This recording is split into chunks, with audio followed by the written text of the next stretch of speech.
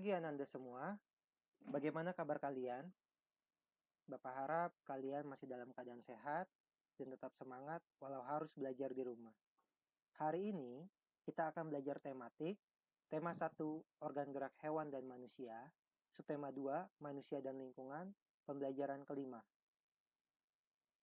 Untuk memulai pembelajaran hari ini, marilah kita berdoa bersama. Semoga Tuhan Yang Maha Esa melindungi kita dan memberikan kita kecerdasan untuk memahami pembelajaran. Berdoa menurut agama dan keyakinan masing-masing dimulai. Berdoa selesai.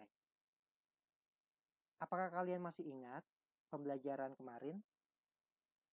Ya, kemarin kita sudah belajar tentang organ gerak pada manusia. Organ gerak ada 2, yaitu tulang dan otot. Tulang sebagai organ gerak pasif dan otot sebagai organ gerak aktif. Alat gerak pada manusia berupa tangan dan kaki. Tangan untuk memegang sesuatu, mengambil sesuatu benda, kaki untuk berjalan, berlari, dan melompat. Sekarang kita akan belajar tentang jenis-jenis otot, ide pokok, dan cover buku. Tujuan pembelajaran hari ini. Setelah pembelajaran hari ini, kamu dapat mengetahui jenis otot pada manusia. Kamu dapat menentukan ide pokok dari setiap paragraf. Kamu dapat kreatif mendesain cover buku. Macam-macam otot. Otot yang pertama adalah otot polos. Amati gambar di samping. Otot polos memiliki ciri-ciri berbentuk gelondong, batang utuh ya. Kemudian kedua ujungnya runcing. Lihat ujungnya runcing, tidak tumpul. Mempunyai satu inti sel di tengah. Inti selnya ini yang berwarna hitam. Satu inti sel di tengah. Terletak pada organ dalam. Organ dalamnya itu bisa berupa saluran pencernaan seperti usus, lambung, dan saluran kemih. Bekerja tanpa kesadaran, jadi tanpa perintah otak. Otot yang kedua adalah otot lurik atau otot rangka. Ya, otot ini, amati gambarnya, memiliki ciri-ciri berbentuk silindris, seperti tabung. Mempunyai banyak inti sel di tepi. Inti selnya di pinggir ya, di tepi.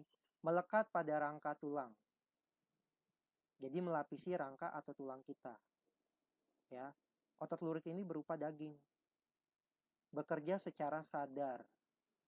Jadi atas perintah otak.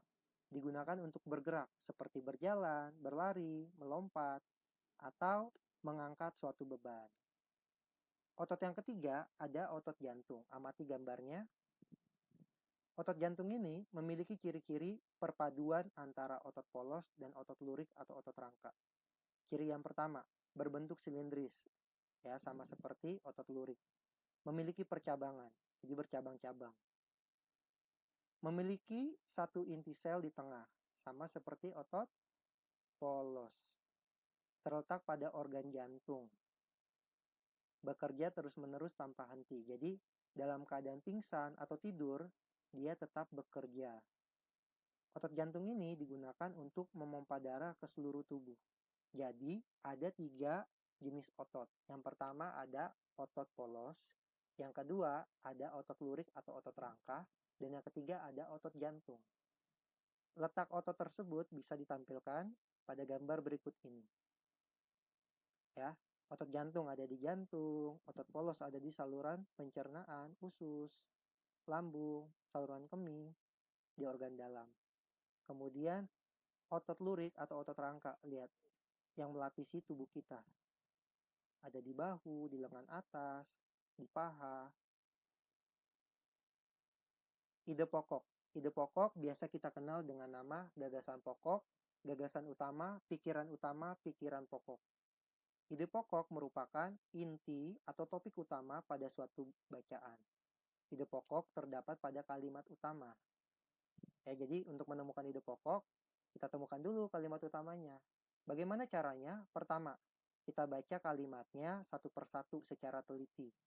Dari kalimat pertama sampai kalimat terakhir pada suatu paragraf. Setelah itu kita tentukan kalimat utamanya. Ada di awal paragraf, atau ada di akhir paragraf, atau ada di keduanya, di awal dan akhir paragraf. Setelah menemukan kalimat utama, kita buat kesimpulannya. Kesimpulan atau intinya itu adalah ide pokok. Contohnya, di sini ada teks berjudul Otot Manusia, paragraf pertama. Manusia memiliki otot dengan beberapa fungsi. Fungsi utama otot pada manusia yaitu untuk bergerak. Selain itu, otot juga memiliki fungsi untuk mendukung tubuh, menjaga postur tubuh, menjaga suhu tubuh, dan sebagainya. Fungsi-fungsi otot ini dapat dilakukan jika otot dalam kondisi sehat. Kita sudah membaca kalimatnya satu persatu, kita temukan kalimat utamanya. Ternyata ada di kalimat pertama. Manusia memiliki otot dengan beberapa fungsi. Nah, kalimat utamanya kita simpulkan menjadi beberapa fungsi otot manusia. Kesimpulan ini adalah ide pokok atau topik utama, topik bacaannya. Buka halaman 108 sampai 109. Ada teks bacaan berjudul Otot Manusia. Tentukanlah kalimat utama dan ide pokok dari setiap paragraf. Cover buku. Cover buku adalah sampul atau bagian luar suatu buku. Ya, contohnya ini ada buku. Ya, memiliki sampul di bagian luarnya. Cover buku itu ada 3 bagian. Bagian yang pertama adalah bagian depan. Bagian kedua ada punggung buku, ya, yang menunjukkan ketebalan buku. Dan bagian yang ketiga adalah cover belakang, yang memuat sinopsis buku. Cover buku berfungsi sebagai gambaran isi suatu buku.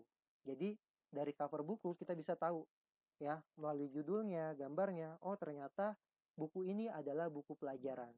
Pelajaran tentang tematik dengan judul Organ Gerak Hewan dan Manusia. Unsur-unsurnya ada judul buku, ada nama penulis, nama penerbit, gambar ilustrasi, sinopsis buku, dan identitas buku. Gambar ilustrasinya ini harus sesuai dengan judul buku, ya kan? Organ gerak hewan dan manusia. Jadi gambar ilustrasinya tentang guru yang sedang menjelaskan materi tentang rangka otot kepada siswa-siswanya. Ya, kita lihat contoh buku lainnya. Nah, ini adalah buku pelajaran. Buku pelajaran untuk siswa kelas 5 sekolah dasar. Judul bukunya Makanan Sehat. Gambar ilustrasinya yang menunjukkan 3 orang, ibu dan kedua anaknya sedang menyantap sarapan pagi. Makanan dan minuman bergizi. Ya, penulisnya bernama Winika dan Irene MJA. Penerbitnya ada penerbit Erlangga. Ya, coba amati juga tulisannya, gambarnya, warnanya.